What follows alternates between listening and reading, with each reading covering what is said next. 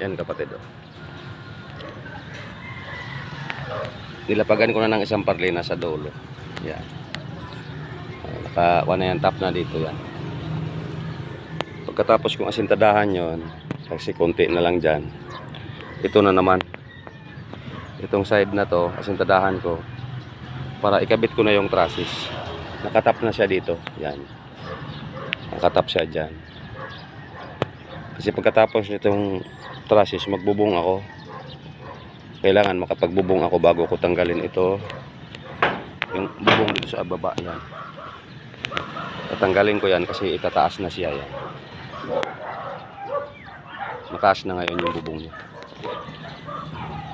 Yan kapatid. Ayang yero ko naka-stack lang dyan. Yan para dyan yan sa harap yan. Ang dito sa likod, ito naman yung yerong itong luma. Yan.